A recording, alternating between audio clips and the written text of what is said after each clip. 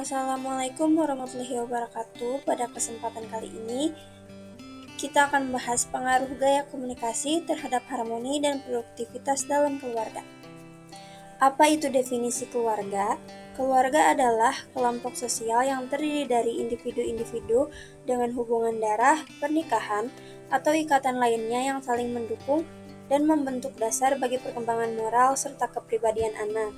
Dalam berkomunikasi, tentu kita harus menggunakan gaya komunikasi yang baik. Komunikasi dalam keluarga adalah proses penting untuk mencapai pemahaman bersama, baik melalui kata-kata maupun isyarat nonverbal seperti ekspresi wajah dan bahasa tubuh. Komunikasi yang efektif menciptakan keharmonisan, rasa aman, dan saling percaya antar anggota keluarga, serta membangun ikatan yang kuat. Apa itu gaya komunikasi? Gaya komunikasi mengacu pada cara seseorang berinteraksi dengan orang lain menggunakan isyarat verbal dan nonverbal.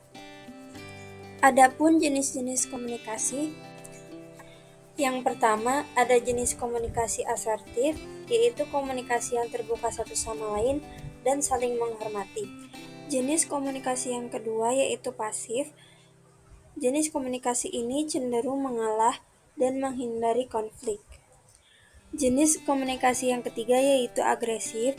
Jenis komunikasi agresif yaitu komunikasi dengan penyampaian pendapat yang bersifat mengintimidasi.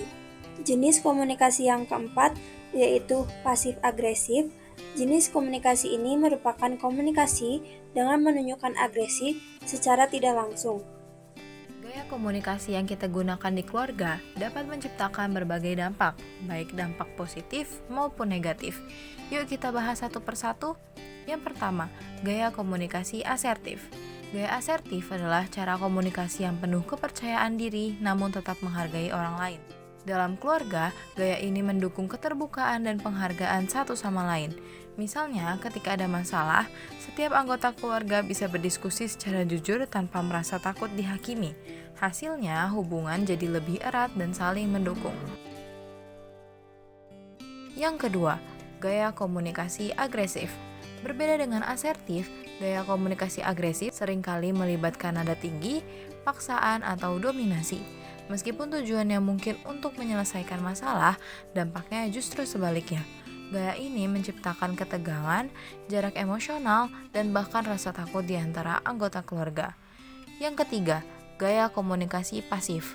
Gaya komunikasi pasif seringkali muncul ketika seseorang memilih untuk tidak menyampaikan apa yang mereka rasakan atau pikirkan. Dalam keluarga, hal ini dapat menimbulkan perasaan diabaikan dan bahkan kebencian yang terpendam. Akibatnya, masalah yang ada sulit terselesaikan dan hubungan menjadi kurang harmonis. Yang terakhir, gaya komunikasi pasif-agresif.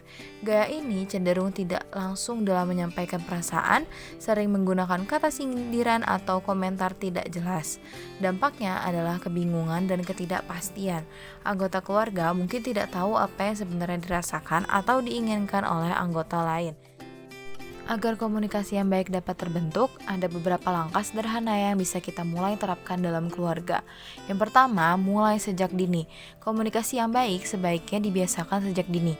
Orang tua dapat mengajak anak berdiskusi tentang berbagai hal, mulai dari keputusan sederhana hingga pembicaraan yang lebih mendalam.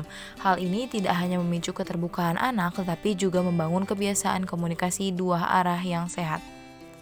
Yang kedua, saling terbuka satu sama lain. Komunikasi yang baik terjadi ketika setiap anggota keluarga tidak saling menutupi hal penting satu sama lain. Saling keterbukaan menciptakan kepercayaan dan membantu keluarga lebih memahami kebutuhan dan perasaan masing-masing. Yang ketiga, biasakan untuk saling menghargai pendapat. Setiap anggota keluarga memiliki pendapat yang berharga.